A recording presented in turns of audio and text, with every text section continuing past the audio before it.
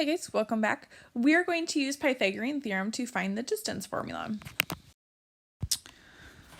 So, how do we find the distance between 2 points? Or between 2 places, I should say. So, we find that by doing some sort of measuring, right? Okay, and maybe that's counting with steps, maybe that's counting with miles, feet, whatever, right? Or we lay down a measuring tape. Well, we can use the Pythagorean theorem to find the distance between any 2 points. Let's say point A is 1, 2, and point B is 5, 5. So I've graphed those points for me, okay? Well, I can draw a triangle, just like if we were finding slope, right? Well, the length of this side of the triangle is 1, 2, 3, 4. And the height of this triangle is 1, 2, 3. Well, conveniently now, this is a 90-degree angle, and the side across from the 90-degree angle is c. So we would have 3 squared plus 4 squared equals c squared. Well, 3 squared is 9, plus 4 squared is 16, would equal c squared. This becomes 25 equals c squared, so we take the square root of both sides. So conveniently, c would equal 5. Okay.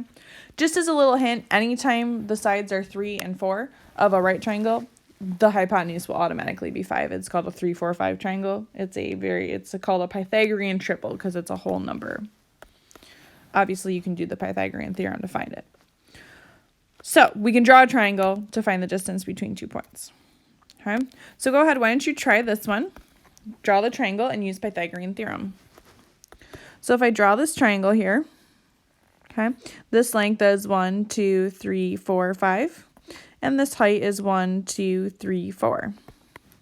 So we're going to have 4 squared plus 5 squared equals c squared, because again, this is my 90-degree angle, and c is always across from my 90. So 4 squared is 16. Plus 5 squared is 25 equals c squared. 16 plus 25 is equal to 41. And if we take the square root of 41 in some weird decimal, so we're just going to go ahead and leave it as the square root of 41 for now. Okay.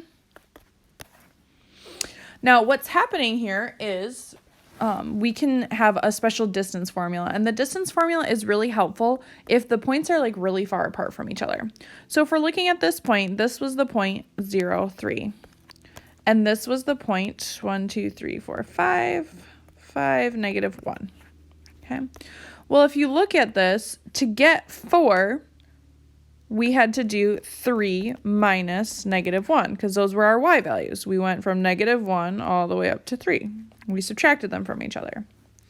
And then to get from 5, we did 5 minus 0, because we started at 0 and got to 5 to find the x values. So we took the x values to find this length and the y values to find this length. And then we had to take the square root because we squared the sides, and then we added them together, and then we took the square root to find c. So basically, if we look at this, to find side A, which was our 4, we did the x1 value minus the x2 value, and then we squared it.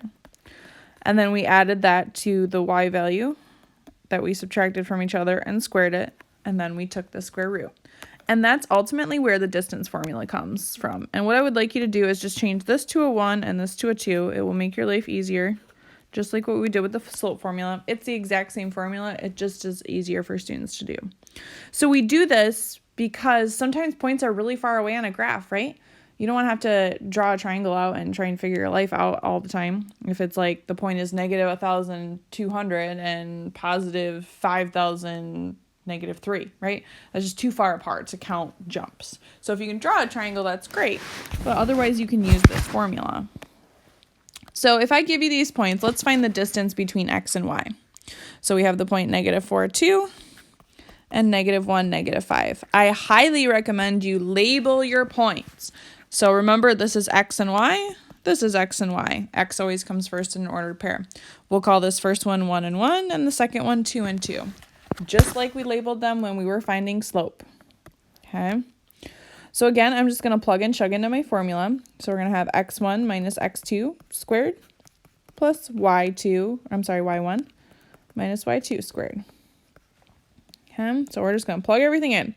So x1 is negative 4 minus negative 1. Make sure you are including the minus and the negative for those squared. Plus y1 is 2 minus negative 5 squared. Notice how I put my negatives in parentheses. So then I'm going to do my innermost parentheses, okay? So we're going to do 4 minus -1, which is -4 plus 1. So that's going to be -3 squared, plus 2 plus 5 would be 7, so we'll have 7 squared. Well, -3 squared, because we're going to do the exponent part next after parentheses, because we're following PEMDAS. -3 squared is -3 times -3. That negative comes along for the right. So that would be 9, plus 7 times 7 is 49. And 49 plus 9 would be 58. And the square root of 58 isn't a pretty number, so we can just leave it as the square root of 58. Okay? All right, we're going to go ahead and try another one. So now we're going to find the distance between y and z. So y is -1, -5. And I believe z was 3, -1.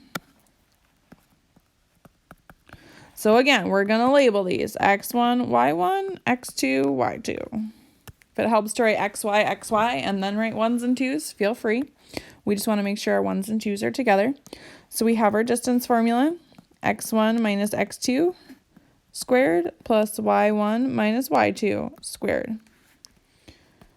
So we're going to plug in our numbers here. So we're going to have -1 minus 3 squared plus -5 minus -1 squared. Again, all we did was transfer these into their correct spots. Okay. Now we do parentheses because we still follow good old PEMDAS. It never leaves us, so we are going to do our parentheses first. So -1 minus 3 is -4. -5 minus -1 is -5 plus 1, which is just -4 squared. Then we're going to do our exponents. So -4 squared is 16, plus another -4 squared is 16. So this would be the square root of 32. Again, it's going to be some long decimal if you type it in your calculator, so we can go ahead and just leave it as the square root of 32. All right, go ahead and try this one, knowing that z is 3, -1, and x was, let's see here, -4, 2. Okay, if we go ahead and try that, we are going to have, again, we should label these x1, y1, x2, y2. So we would have 3 minus -4 squared plus -1 minus 2 squared. So inside my parentheses would become 7 squared plus -3 squared. Make sure if it's a negative number that it is in parentheses, because if you take the square root of a negative, things are going to happen funky. So don't be that person. So 7 squared is 49 plus -3 squared is 9. Conveniently, we have the square root of 58 again as earlier. I hope this video finds you well, and we'll talk to you later. Bye.